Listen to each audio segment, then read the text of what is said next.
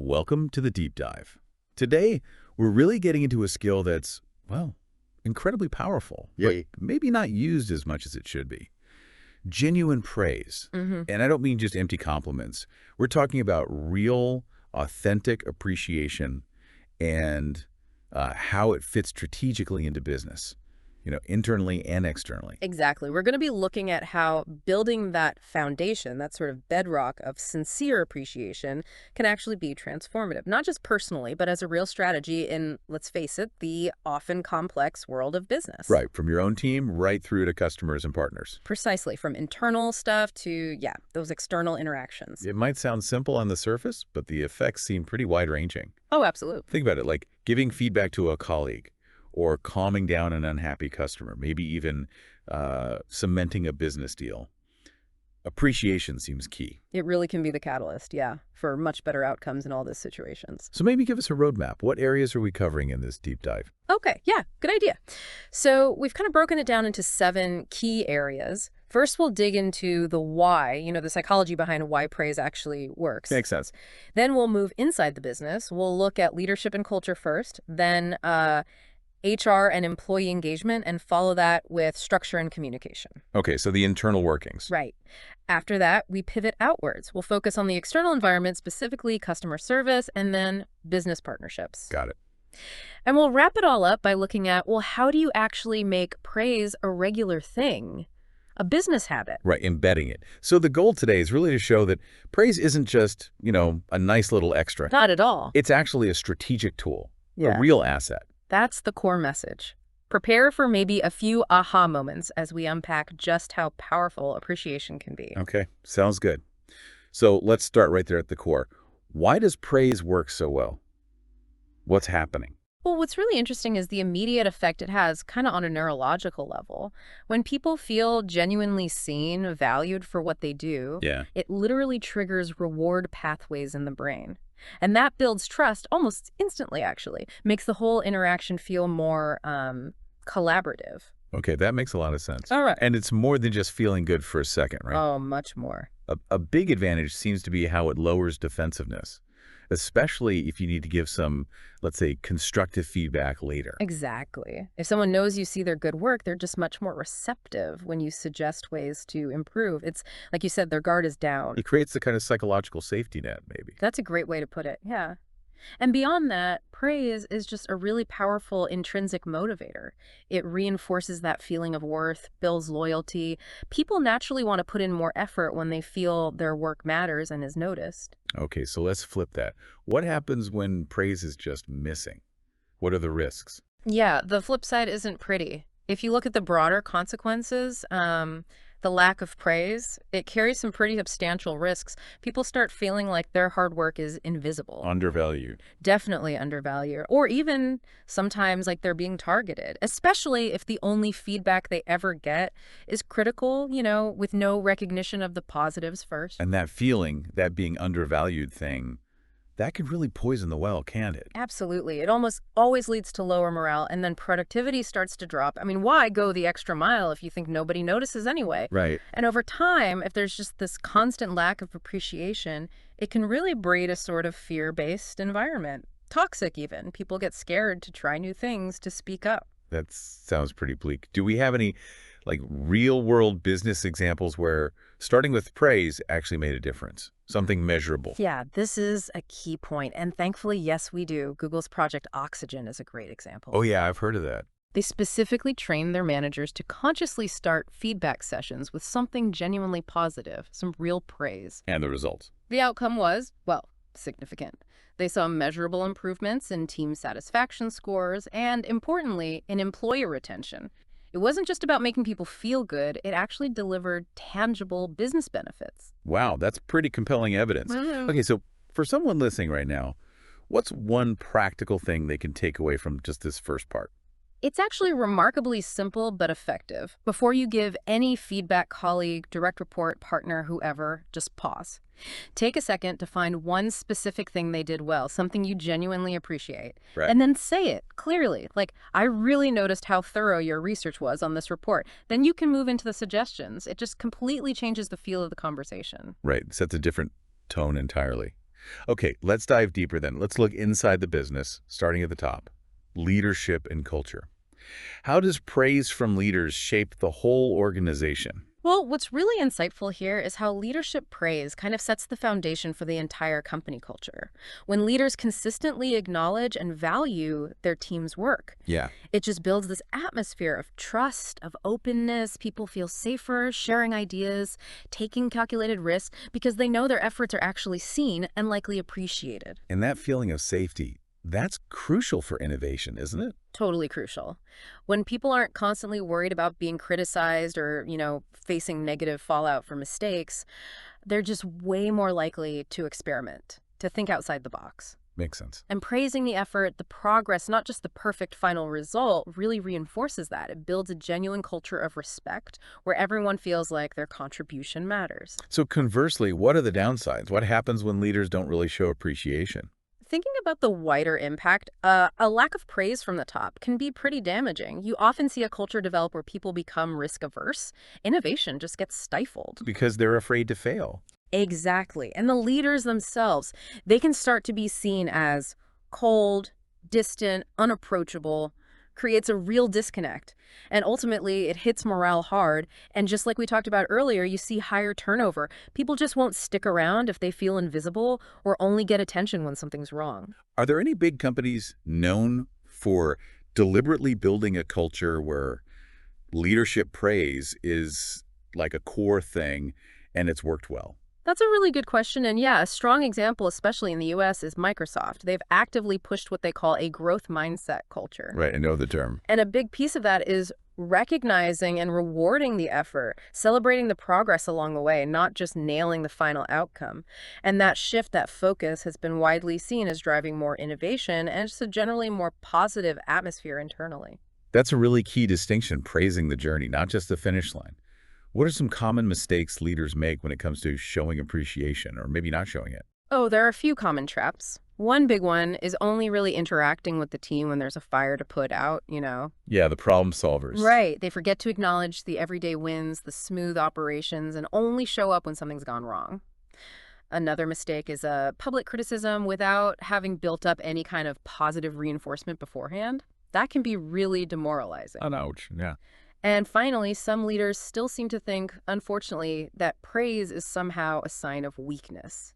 Like acknowledging good work will make people complacent. It's just not true. Right. It's the opposite usually. Mm-hmm.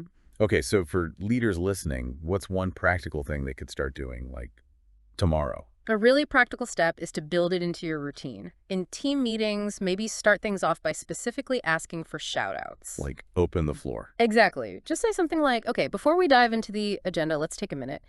Anyone want to give a shout-out to someone on the team for great work or a big help this week? It encourages praise, models it, and gets that positive loop going. I like that. Very concrete. Okay, let's shift focus slightly, still internally, but more towards HR and employee engagement. How does praise fit in there strategically? Well, what's interesting here is how praise, when used strategically, can really boost the whole employee journey right from day one. Think about onboarding. Yeah. Imagine a new hire feeling genuinely welcomed and appreciated for their initial contributions. That sets such a positive tone, an ongoing, consistent praise. It directly feeds into better employee satisfaction scores. It can even help reduce workplace conflict by just fostering a more respectful, positive vibe. And the flip side, what happens to HR and engagement if appreciation is sort of neglected in that area?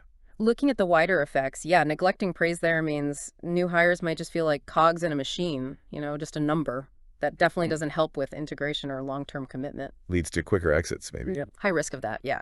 Low retention is a big one. People are much more likely to look elsewhere if they don't feel their work is valued.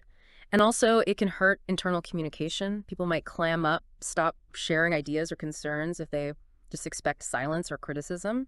Okay, so are there companies that have really nailed using praise as part of their HR and engagement strategy? Yeah, that's an important point, and Salesforce is often highlighted here. Okay. They actively make a point of celebrating employee wins, big and small, in things like internal newsletters, company-wide meetings, town halls. It creates this really visible, positive feedback loop. People feel seen, recognized, and that motivates more engagement. That public recognition piece seems really powerful. Yeah. What are some common ways HR managers kind of mess up employee recognition? A frequent misstep is focusing maybe too much on the really visible wins, like sales targets. Yeah, the heroes. Exactly. And inadvertently forgetting the crucial work done by support staff, admin teams, the people keeping things running smoothly behind the scenes. That can definitely create feelings of unfairness. Another common error is saving up all the praise for the annual review. Feedback, especially positive feedback, lands best when it's timely. Connect it to the actual event or achievement. Right, immediate reinforcement. Precisely. And lastly, just offering those generic, kind of insincere compliments, that can actually backfire. People see through it, and it can damage trust more than saying nothing.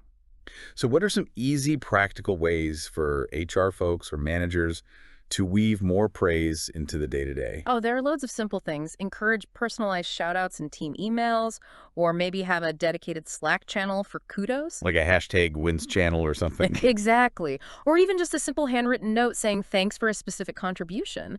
That can have a surprisingly big impact. The key is making it personal, specific, and timely. Okay, now let's think about structure and communication within the organization. This feels maybe a bit less direct, but I bet praise plays a role here too. Oh, absolutely. It's actually quite insightful how a culture that values appreciation acts almost like a lubricant for the whole system, for the structure and communication flow. A lubricant, I like that. How so? Well, when people feel their contributions are valued, it just naturally makes collaboration between different teams or departments smoother, less friction. Okay. And it can really dial down defensive reactions in tough meetings. If there's already a baseline of mutual respect and knowing positive work gets noticed, people are more open. Ultimately, it builds trust between different parts of the org, which is just invaluable for getting things done effectively. And without that foundation of appreciation in the communication structure, what are the downsides? Looking at the broader picture, yeah, the absence of appreciation there can cause real problems. Simple misunderstandings can blow up much faster because there's less goodwill in the bank, so to speak. Right. Employees might just shut down in meetings, stop offering ideas or raising concerns if they only expect negativity or to be ignored. And maybe most importantly, a lack of appreciation can really fuel resistance to change.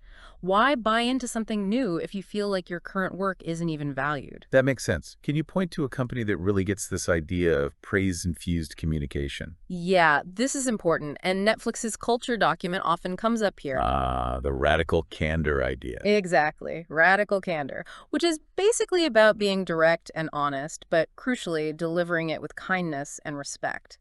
And a key part of their approach is starting with appreciation. Acknowledge what's working well before you get into the areas needing improvement. Right. It just sets a much more constructive stage for what could otherwise be a difficult conversation. Yeah, softens the blow, maybe makes people less defensive from the get-go.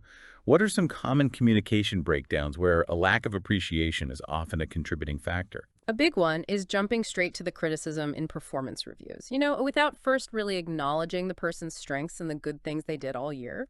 Forgetting the positives. Totally. Another is that whole no news is good news approach, where good work just passes by silently and only problems get the airtime.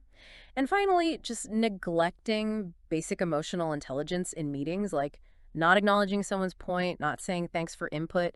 That really erodes trust and shuts down open comms. So give us a tangible way someone listening can apply this right away in their own communication. A really direct way is to consciously build appreciation phrases into how you talk, especially right before you offer a suggestion or critique. Like a specific phrase. Yeah, something like, your consistency in hitting deadlines is fantastic. Really appreciate that. On this particular aspect, though, maybe one thing we could look at improving together is starting with that genuine acknowledgement just makes the feedback land so much better. It feels collaborative, not critical. Okay, great tip. Let's switch gears now and look outside the company, the external environment, starting with customer service. How can praise possibly fit in there? Well, what's really fascinating here is how praise can genuinely transform those customer interactions. When you weave in sincere appreciation, you're not just solving a problem anymore. They're doing more. Yeah, you're actually building loyalty, creating customers who want to come back.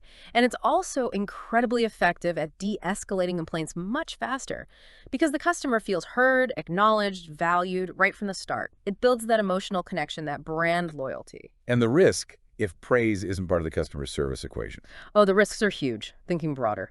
Unhappy customers are way more likely to escalate things fast if they feel ignored or unappreciated for their business or even just their patience. They dig their heels in. Exactly. And that directly hits the bottom line through lost customer lifetime value. They just go elsewhere. Plus, those negative experiences, often fueled by feeling unappreciated, can seriously trash your brand reputation online and through word of mouth.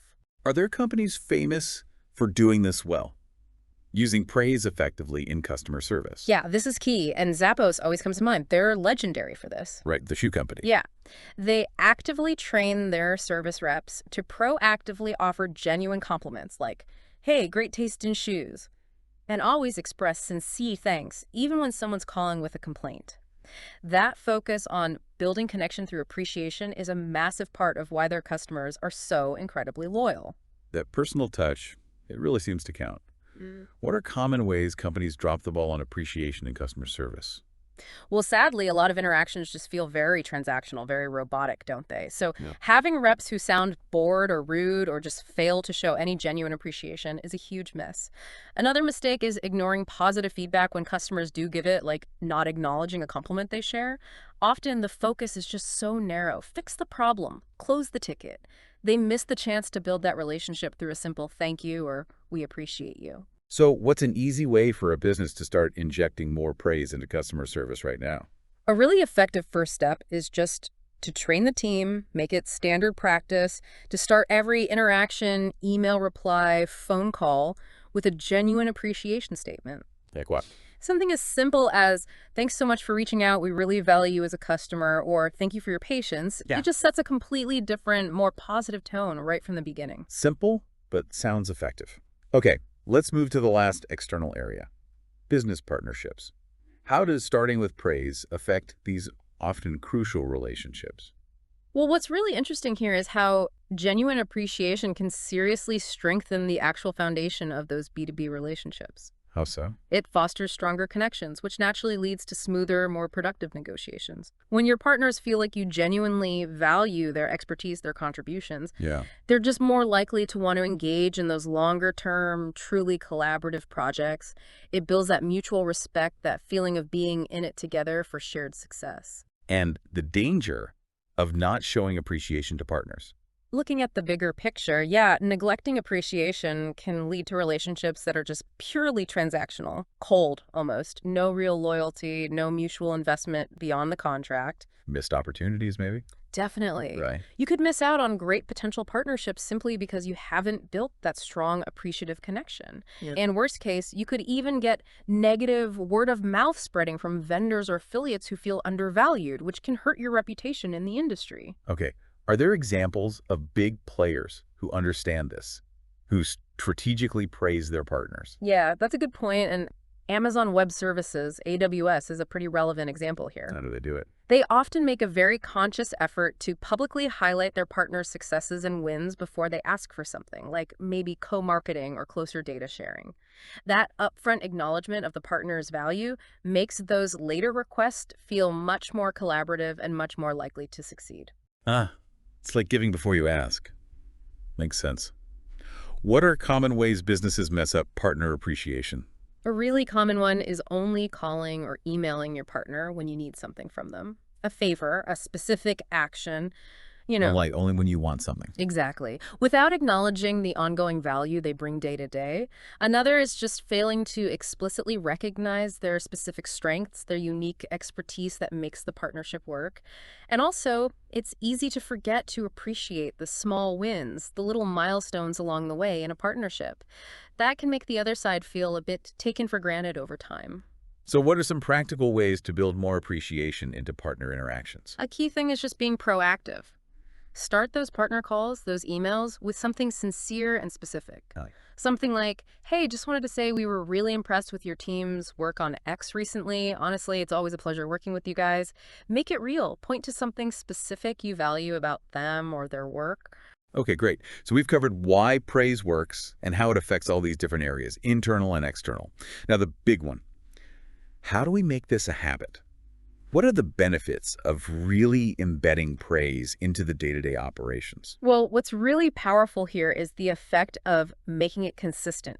weaving it into the company's fabric. Yeah. It genuinely fosters a culture of recognition that permeates everything, that has a huge impact on morale, on productivity. It changes the overall mood. Definitely. It creates more positive, optimistic feel in the daily workflow, makes work more engaging, more enjoyable, and maybe counterintuitively, it actually makes those difficult conversations, when they need to happen, significantly easier to handle. How so? Because there's already this established foundation of trust, of knowing people's value is recognized. You're not starting from a deficit. Right. There's goodwill built up. And what if you don't manage to make praise a regular habit? What are the downsides then? Thinking broadly, yeah, if praise isn't a normal, expected thing, it can feel really infrequent. And when it does happen, it might feel awkward or forced even, which kind of defeats the purpose. Less impact. Right. And those tough conversations, without that prior acknowledgement of value, they just feel much heavier, much more negative, can really damage relationships. And ultimately, your best people, your talented folks, might start to feel unseen, unappreciated. That leads to disengagement. And they become much more likely to look for somewhere else where they do feel valued. Are there companies we can point to that have really succeeded in making praise part of their DNA, part of the system? Yeah, this is key. And yes, definitely. Southwest Airlines is a classic example. They have strong internal systems for peer-to-peer recognition, empowering employees to appreciate each other directly. Okay. And Adobe is another one. They've actually built peer recognition tools right into their workflow systems. So it's seamless. It's part of the daily routine for people to celebrate each other's work. Making it easy and visible. Good examples. When trying to build this habit, what are some common traps or pitfalls to watch out for? Okay, number one, absolute crucial. Make sure the praise feels genuine. Not like you're just checking a box or reading from a script. People can usually spot insincerity a mile off, and that's actually worse than no praise. Right. Authenticity matters. Hugely. Another common trap is only recognizing the superstars, the top performers, and kind of forgetting about everyone else who's contributing solid, valuable work consistently. You need to acknowledge a range of contributions. Spread the love, so to speak. Exactly. And finally, don't forget team efforts. So much work is collaborative. Make sure you're recognizing successful team achievements, not just individual stars. Okay, so what are some really actionable steps listeners can take to actually institutionalize? Make it part of the structure? One simple but really effective idea is maybe starting something like a weekly Appreciation Friday or Kudos Corner. Just a dedicated time or space where team members are actively encouraged to acknowledge colleagues for their work that week. Build it into the schedule. Right. Another way is to literally build prompts into regular check-ins or team meetings. Make it a standard agenda item. Okay, time for appreciations. The goal is just to create regular, structured opportunities that make expressing appreciation easy and expected. Got it. Well, this has been incredibly insightful, really digging into the power of something that seems simple but clearly isn't. To wrap things up, what's the main takeaway you want listeners to leave with? I think the core message really is that praise isn't just a soft skill. It's not just nice to have. It's actually a fundamental power skill. Yeah. It has the real potential to significantly impact almost every single part of a business. From the inside out. Exactly. From your internal culture and employee engagement right through to customer loyalty and how strong your business partnerships are. Yeah, it really does seem universal. Right. Useful for leaders trying to motivate, employees building relationships, customer service folks creating loyalty, entrepreneurs building partnerships, everyone. Absolutely. And maybe just a final thought for everyone listening. You know, we live in a world that often focuses a lot on criticism, on what's wrong. True. So consciously choosing to offer genuine, intentional appreciation, that can be a really powerful differentiator. It can be a catalyst for real positive change. So maybe just think about how you could consciously build a little more praise into your interactions starting today, professionally, personally, and just watch what happens. See the results for yourself? Yeah, you might be genuinely surprised by the positive impact. Welcome to the Deep Dive. Today, we're really getting into a skill that's, well, incredibly powerful, but maybe not used as much as it should be. Genuine praise. And I don't mean just empty compliments. We're talking about real, authentic appreciation and how it fits strategically into business. internally and externally. Exactly. We're going to be looking at how building that foundation, that sort of bedrock of sincere appreciation, can actually be transformative, not just personally, but as a real strategy in, let's face it, the often complex world of business. Right. From your own team right through to customers and partners. Precisely. From internal stuff to, those external interactions. It might sound simple on the surface, but the effects seem pretty wide-ranging. Oh, absolutely. Think about it, like giving feedback to a colleague, or calming down an unhappy customer, maybe even cementing a business deal. Appreciation seems key. It really can be the catalyst, for much better outcomes in all these situations. So maybe give us a roadmap. What areas are we covering in this deep dive? Okay, good idea. So we've kind of broken it down into 7 key areas. First, we'll dig into the why, the psychology behind why praise actually works. Makes sense. Then we'll move inside the business. We'll look at leadership and culture first, then HR and employee engagement, and follow that with structure and communication. Okay, so the internal workings. Right. After that, we pivot outwards. We'll focus on the external environment, specifically customer service, and then business partnerships. Got it. And we'll wrap it all up by looking at, well, how do you actually make praise a regular thing? A business habit. Right, embedding it. So the goal today is really to show that praise isn't just, a nice little extra. Not at all. It's actually a strategic tool, a real asset. That's the core message. Prepare for maybe a few aha moments as we unpack just how powerful appreciation can be. Okay, sounds good. So let's start right there at the core. Why does praise work so well? What's happening? Well, what's really interesting is the immediate effect it has kind of on a neurological level. When people feel genuinely seen, valued for what they do, it literally triggers reward pathways in the brain. And that builds trust almost instantly, actually. Makes the whole interaction feel more collaborative.